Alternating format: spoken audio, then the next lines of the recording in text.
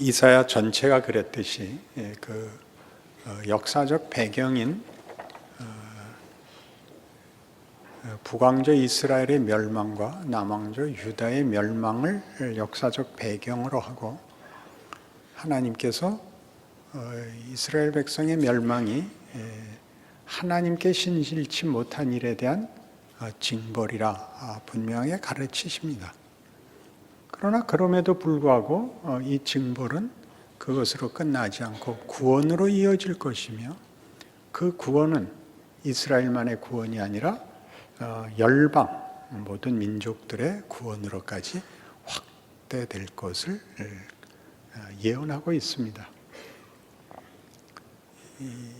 이사야 1장에서 39장이 이 유다의 말기, 북왕조 이스라엘의 멸망과 남왕조 유다의 말기의 시대적 배경을 갖는다면, 40장에서 55장까지는 포로 시대를 그 역사적 배경으로 갖고 있습니다. 그리고 56장에서 66장까지는 이제 귀환하여 새 성전을 짓는 시기를 역사적 배경으로 갖고 있습니다. 지금 55장까지 이어지는 40장부터의 예언은 어떻게 하나님께서 그의 백성을 되돌릴 것인가, 회복하실 것인가, 하나님의 창조의 역사, 하나님의 언약에 대한 신실성 등이 그 포로 귀환과 이스라엘의 회복과 약속된 구원의 성취로 계속 약속되고 있죠. 54장에 이르면 그것이 그래서 잉태하지 못하며 출산하지 못한 너는 노래할지어다. 이렇게 시간이 압축되어서 지금 고난을 당하고 있지만 결국 구원을 받을 것이니 노래하라를 넘어서서 지금 고난 속에 있고 절망 속에 있을 때 그 고난과 절망을 노래하라로까지 압축이 됩니다. 이게 무엇인가 하는 것이죠.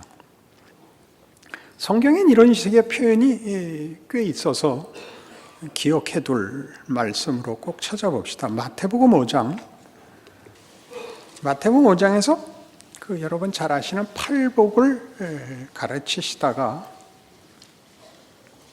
10절, 의를 위하여 박해를 받은 자는 복이 있나니 천국이 그들의 것임이라. 나로 말미암아 너희를 욕하고 박해하고 거짓으로 너희를 거슬러 모든 악한 말을 할 때는 너희에게 복이 있나니 기뻐하고 즐거워하라. 하늘에서 너희의 상이 큼이라. 너희 전에 있던 선지자들도 이같이 박해하였느니라. 이 박해를 받으면 복이고 기뻐해야 된답니다. 나중에 보상을 받는다를 지나서 오늘 우리 본문이 얘기하는 것 같이 지금의 고난을 기뻐해야 됩니다. 즐거워해야 됩니다. 로마서 5장에 가면 로마서 5장 1절부터 보죠. 그러므로 우리가 믿음으로 의롭다 하심을 받았으니 우리 주 예수 그리스도로 말미암아 하나님과 화평을 누리자. 또한 그로 말미암아 우리가 믿음으로 서 있는 이 은혜에 들어감을 얻었으며 하나님의 영광을 바라고 즐거워하느니라. 여긴 이해가 가죠? 하나님의 영광을 바라고 즐거워하느니라. 다만 이뿐 아니라 우리가 환난 중에도 즐거워한다. 그러니까 하나님의 영광을 바라고 즐거워하는, 소망 속에 즐거워하는 것과 마찬가지로 다만 이뿐 아니라 우리가 환난 중에도 즐거워합니다. 환난을 즐깁니다. 그렇게 얘기할 수 있죠. 그럼 이런 성경이 하는 이야기들을 지금 고난을 받으면 나중에 보상을 받는다, 지금의 고생이 나중에 해결이 된다 하는 것보다 조금 더 성경은 적극적으로 환난을 이해하라고 요구하고 있습니다. 지금 억울하지만 나중에 보상을 받을 것이다, 그런 정도가 아니라 고난이, 말하자면 지금 고통이 너희가 바라는 영광을 만드는 과정이다, 이렇게 말하는 셈이죠. 여러분이 끄떡여도 저는 믿어지지가 않습니다. 그러니 우리가 이제 성경을 대할 때 가장 놀라는 혹은 가장 많이 오해하는 것이 무엇이냐면, 사람은 어떤 것을 이해하고 어떤 것을 결정할 때 그 근거를 가져야 합니다. 그런 근거를 전문적 용어로 타당성 구조라고 합니다.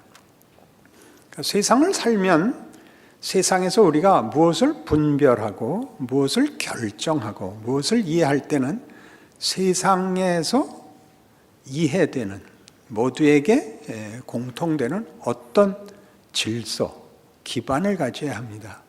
그것이 세상에서의 타당성 구조가 되죠. 세상의 타당성 구조라는 것은 합리주의입니다. 합리주의란 이미 우리가 경험하고 사실이고 변치 않는 원칙에 근거한 이해들입니다. 그런데 세상의 타당성 구조는 보통 이해하는 것보다 훨씬 감추어진 어떤 전제 속에 있는데, 그것이 과학으로 증명이 되거나 경험으로 증명이 되거나 논리로 증명이 된다 할지라도 세상이 가지는 타당성 구조는 근본적으로 절망 위에 서 있습니다. 왜 그렇죠? 죽어나가니까. 아무도 사망을 해결하지 못하니까. 그러니까 살아있는 동안에 쓰는 이해인 것입니다. 그러니까 거기서 어떤 가치를 얘기할지라도 사망을 극복하거나 사망을 외면할 수 있는, 면제받는 것은 없습니다. 그러니 이 세상에서 무슨 우리가 가치 있다고 여기는 무슨 대의 혹은 덕목, 무엇을 얘기할지라도 사망을 이길 수 없다는 것은 그것이 영원한 진리일 수 없다는 것입니다. 그러나 세상은 이 전제를 놓으면 아무런 구조를 만들 수 없기 때문에 이것을 빼놓고 타당성 구조를 주장하지요. 그러면 세상은 무슨 타당성 구조를 가지는가 이겁니다. 기독교인들은 무슨 타당성 구조를 가지는가? 그것은 승리, 복, 영광입니다. 그것은 무엇 위에 서 있는 거죠? 소망 위에 서 있습니다. 부활이 사망을 이겼다는 거죠. 기독교인이 가지는 타당성 구조는 예수에게서 가장 분명하게 드러납니다. 역사적인 증거가 됩니다. 죽음을 이기시고 창조주요 섭리자요 심판자이신 아버지의 뜻을 따라 그가 죽으시고 사셨다. 그는 우리를 사랑하시며 우리를 영광으로 목적하고 있다. 이것이 기독교의 타당성 구조입니다. 그러니 우리가 둘을 늘 혼동하지요. 세상적 타당성 구조의 보상만을 요구하는 바람에 기독교는 현실은 사망이 왕노릇하는 데고, 그래서 거짓말을 해야 되고 경쟁을 해야 되고 보복을 해야 되는 그 질서가 현실이면서 믿기는 영생을 믿고 있으니 이게 늘 조합이 애매하죠. 그때마다 자기 좋게 하죠. 남에게 일어난 일은 정답을 알겠고 자기에게 일어나면 정답을 모를 그런 혼란이 우리 모두에게 있습니다. 그래서 이 일에 대하여 가장 크게 고민을 하고 교회사에 업적을 남긴 이가 여러분 잘 아시는 종교개혁을 일으킨 마틴 루터입니다. 루터는 종교개혁을 일으켰기 때문에 무슨 혁명가 가치들 많이 생각하시는데, 루터의 가치는 루터가 가진 이런 신학입니다. 그 신학의 별칭을 십자가 신학이라고 합니다. 십자가 신학. 왜 십자가냐? 우리에게 십자가는 구원이고 은혜고 부활이고 승리입니다. 헌신이고 순종입니다. 그렇죠? 그럼 다시 한 번만 생각해 보십시오. 세상적 타당성 구조가 현실인 것 같이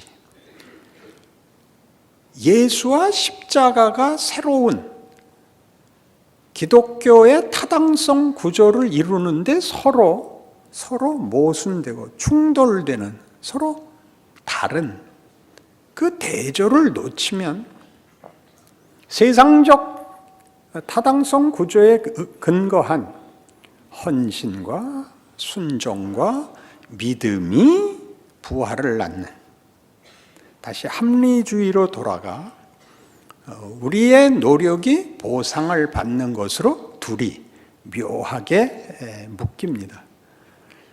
실제로 성경이 하고 싶은 얘기는 뭐냐면 기독교의 타당성 구조는 신기하게도 세상이 외면한, 그러나 세상이 도망갈 수 없었던 존재, 사망을 논하고 있다는 거죠. 십자가란 고통,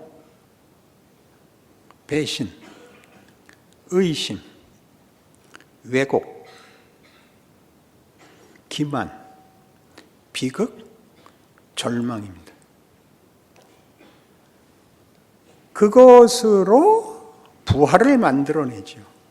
이 부분을 기독교 안에 들어와, 기독교 신앙 세계에 들어와서 예수를 믿고 하나님의 사람으로 살고 천국의 소망을 가지겠습니다라고 약속하고, 이런 십자가를 통과하지 않고 영생과 보상을 받는 것으로 슬쩍 묶어놓는 바람에 하나님이 실제로 부활을 만든 십자가의 길을 외면하는, 그 십자가의 길이라는 것은 다만 헌신과 복종을 요구하는 그런 윤리적 차원에서의 강요가 아니라 그런 현실로 세상 사람들도 걷고 우리도 걷는 것으로, 세상은 그것이 보상이 없는 것이고, 그래서 외면하거나 타협하거나 체념하거나 원망하는 것에 불과한 그것이 우리는 부활을 담는 하나님의 방법으로 새롭게 쓰이고 있다는 것을 기억하는 자로서의 위대함이 사라지고 있는 것입니다. 이제 본론에 살짝 들어온 것 같지 않습니까? 그러니 왜 하필 하나님은 이런 식으로 일을 하시는가라고 물어야 됩니다. 왜 십자가로 부활을 만드는가? 이게 문제죠. 절망과 비극, 죽음이 있고, 아니 그것으로만 왜 부활을 만들어야 하는가? 왜 그것으로 승리를 만드는가? 다른 길은 없는가? 그렇게 물어야 합니다. 고난이 죄고 고난 아닌 순적한 길을 위해서 우리 신앙생활에서도 많이 이 둘이 왜곡되어 평소에 순종하고 회개하고 그러면 남 가는 군대 안 가고 남 걸리는 감기 안 걸리고 이렇게 잘 살다가 죽을 것이라고 믿는 식의 신앙 이해 때문에 자신의 처지, 만족스럽지 않은 조건에 대한 하나님의 사람으로의 위대함이라는 것은 교회 안에 찾아보기가 어렵게 되었습니다. 고린도후서 1장에 가면 고린도후서 1장 8절, 형제들아 우리가 아시아에서 당한 환난을 너희가 모르기를 원하지 아니하노니 힘에 겹도록 심한 고난을 당하여 살 소망까지 끊어지고 우리는 우리 자신이 사형 선고를 받은 줄 알았으니 이는 우리로 자기를 의지하지 말고 오직 죽은 자를 다시 살리시는 하나님만 의지하게 하심이라. 하나님이 우리를 죽음 앞에 세우십니다. 이게 성경이 하는 일입니다. 왜 죽음 앞에 세우죠? 죽음이 최고의 시험입니다. 죽음을 넘어서는 가치, 죽음을 꿰뚫는 것으로 가는 길 이외의 것은 죽음 앞에서 다 무용지물이 됩니다. 그러니 여러분 마음의 생각을 해보십시오. 예수를 믿고 쓸모 있기 위해서 원하는 것이 무엇인가를 보십시오. 여러분이 행복하기 위해서 필요한 것이 무엇인가를 보십시오. 그 요구가 다 죽음을 극복하는 것만큼 큰가? 여기에 우리를 대면시키는 것이 인생입니다. 내가 너에게 하려는 것은 이걸 관통하는 것이다. 하나님이 우리에게 죽음을 대면시키는 일을 하지 않으면 우리는 하나님과 우리 사이에 하나님 좋고 나 좋고라는 타협안밖에 나오지 않습니다. 교회 사회 내내 있어온 시험입니다. 서로 적당히 좋은 것. 로이드 존스는 촉망받던 의사였는데 교회 가서 설교 듣다 성질이 나서 이제 설교자가 됩니다. 기독교의 가장 중요한 얘기를 하지 않더라는 거죠. 저도 그랬습니다. 제 불만도 그거였습니다. 목사하고 성도들하고 고스톱을 짜고 치더라고요. 괜찮다 해주고 감사합니다 해주고 그렇게는 못 갑니다. 그건 너무 싸구려입니다. 기독교는 그런 것이 아닙니다. 그것보다 훨씬 큰 것이라서 죽음으로 우리를 시험하거나 방해할 수가 없습니다. 죽음이 우리를 시험하거나 방해할 수가 없다면 나머지 어떤 비극적인 것도 이것만 못한 것입니다. 오해를 받는다든가 누구에게 비난을 받는다든가 누구에게 무슨 고통을 당한다든가 모함을 받는다든가 무슨 어떤 병이 든다든가 하는 모든 것은 사망이 데리고 있는 졸개들입니다. 사망을 넘어설 수 있다면 언제든지 무슨 일에서든지 마음이 평안한 것이 아니라 그것으로 타협할 이유가 없게 되죠. 우리가 당하는 현실 생활의 고난이 왜 고통스럽지 않겠습니까? 그러나 절망의 고통이 아니라 그냥 어려운 고통일 뿐입니다. 그것은 우리를 어떻게 할 수 없습니다. 그럼 아파서 병실에 누워갖고 히히덕거리고 있겠습니까? 아픈데 인상을 쓰고 있는 수밖에요. 그러나 절망이 아닙니다. 이게 하나님이 우리에게 만드는 겁니다. 이걸 통과해야 되는 이유는 우리 잘 아는 예수님의 그 고난에 관한 히브리서의 고백처럼 그가 아들이시라도 받으신 고난으로 순종함을 배워서 온전하게 되었다. 그러니까 이 고난은 하나님이 만들려는 일의 필수적인 어떤 과정입니다. 그러니까 고난이 없는 건 사기입니다. 고난은 보이는 것으로만 나오지 않습니다. 고난이 없는 사람은 뇌가 없는 것과 같습니다. 인간이라면 삶의 한계에 대해서 자신의 존재의 불만에 대해서 자기가 가진 갈증을 풀어낼 수 없는 인생에 대하여 누구나 고민을 하기 마련입니다. 그걸 다른 것으로 슬쩍 대체하지 마십시오. 이 사회가 가지는 이 기만적 타당성 구조, 경쟁의 승리가 행복이라고 얘기하는 것, 지위가 높은 것이 그것이 가치라고 얘기하는 것에 속으셔서는 안 됩니다. 죽음 앞에 직면해야 됩니다. 그러니 가장 무서운 게 뭐냐면 건강한 겁니다. 건강하고 시간이 많으면 죽음 앞에 서질 않습니다. 그러니 우리 교회는 우리 교우 모두가 아파서 죽을 지경이 되게 해 주시옵소서를 첫 번째 기도 제목으로 삼아야 맞습니다. 그걸 뚫지 않는 한 아무 소용이 없는 얘기들입니다. 그래 봤자 그러니까 건강하게 살다 죽었다. 불과하죠. 아무 고민 없이 죽었다. 여기 평생 아무 생각도 하지 않고 들어누운 사람이 있다. 그건 안 된다 이거죠. 하나님이 그건 안 된다. 그건 안 된다. 내가 만들려고 하는 것은 소모품이 아니다. 시간이 흐르면 그냥 흐지부지 되는 것이 아니다. 그렇게 얘기하는 것이 고난인 것입니다. 그래서 이런 문제를 보십시오. 고난이 가지는 성경이 가지는 타당성 구조의 증거들을 보십시오. 동정녀 탄생. 처녀가 아이를 낳습니다. 처녀가 아이를 낳는다는 것은 처녀로서는 황당무쌍한 일입니다. 오늘 본문에 본 바와 같이 너희 잉태치 못한 자여 노래하라. 처녀가 애를 뱉는데 노래하라. 그럼 주변에서 저게 애를 뱉으니 완전히 미쳤구나, 그럴 거 아닙니까? 그러나 그가 뵌 애는 메시아였습니다. 그럼 변명할 수 없는 처지에 놓이고, 그래서 정언했던 요셉이 가만히 파혼을 하려고 합니다. 그렇지 않습니까? 변명도, 처녀가 애를 봬도 할 말이 있다더니 네가 마리아냐? 이게 우리 속담에도 있지 않습니까? 우리나라 기독교가 언제 들어온 거예요?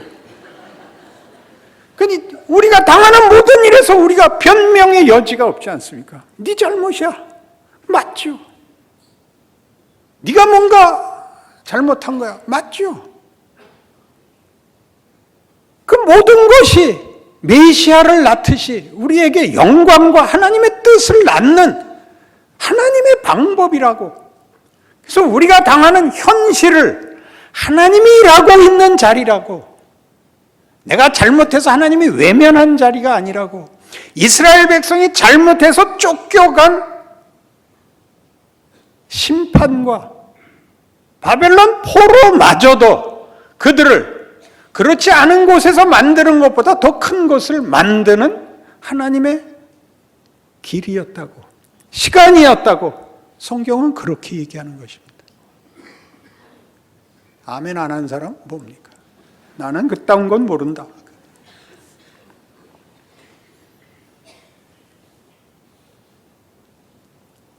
밴드 오브 브라더스라는 미국 드라마가 있습니다. 2차 대전 100일 공정부대 전투 이야기를 다뤘는데, 그 부대에 스피어스라는 중위가 있습니다. 용감한 장교입니다. 매우 용감한 사람입니다. 죽음을 두려워하지 않고 맨 앞장에서 언제나 담대한 지휘관을 하죠. 그래서 온갖 괴담이 돕니다. 얼마나 용감한지가. 근데 그 부대에 병사 중에 하나가 겁쟁이가 전출돼서 옵니다. 총소리가 나면 참호에서 고개를 내밀지 못하고 총을 쏘지 못하고 무릎을 껴안고 웁니다. 모두에게 소문이 나고 본인도 죽을 맛입니다.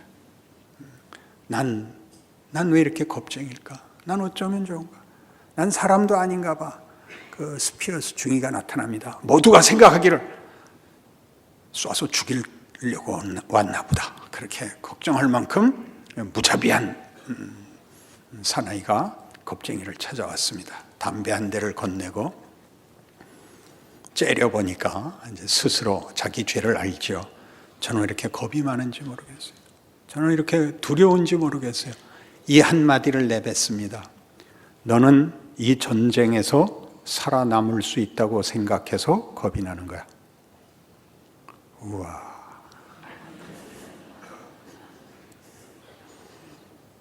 여러분이 신앙에 의심이 가는 이유는 여러분이 아무 고난도 받지 않고 천국에 갈 수 있다고 믿어서 겁이 나는 겁니다.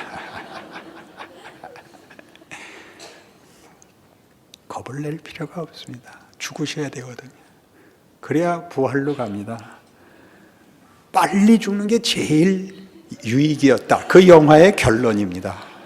노르망디에서 죽었어야 됐다. 근데 살아남는 바람에 지긋지긋한 전투를 여기까지 해왔다.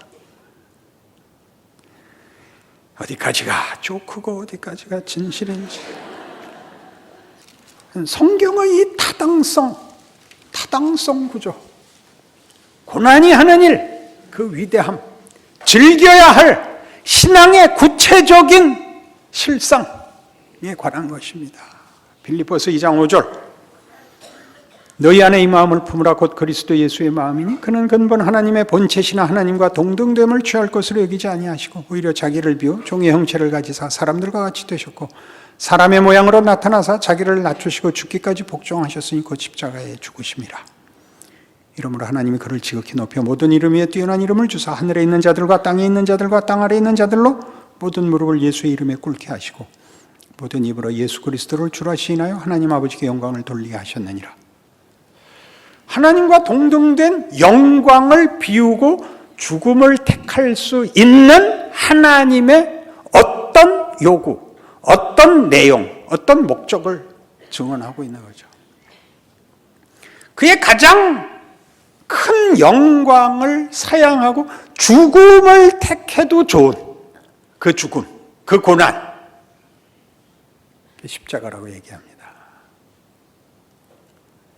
하나님이 우리 모두를 가장 우리 소원과 비슷한 것으로 형통하게 하시고 모든 것을 가지게 하사 이루실 수 있는 모든 어떤 지위, 어떤 재능, 어떤 헌신 같은 것들을 다 버리고라도 더 나은 것으로 내가 기꺼이 쫓아 들어갈 수 있는 것, 죽음이라고 얘기합니다.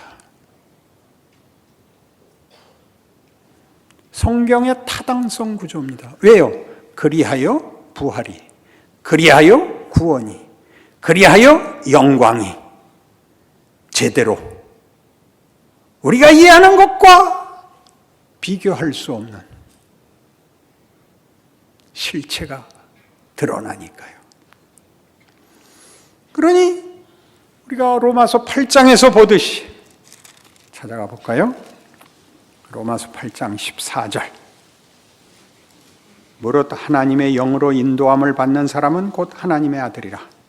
너희는 다시 무소하는 종의 영을 받지 아니하고 양자의 영을 받았으므로 우리가 아빠 아버지라고 부르짖느니라. 성령이 친히 우리의 영과 더불어 우리가 하나님의 자녀인 것을 증언하시나니 자녀이면 또한 상속자 곧 하나님의 상속자요 그리스도와 함께 한 상속자니 우리가 그와 함께 영광을 받기 위하여 고난도 함께 받아야 할 것이니라.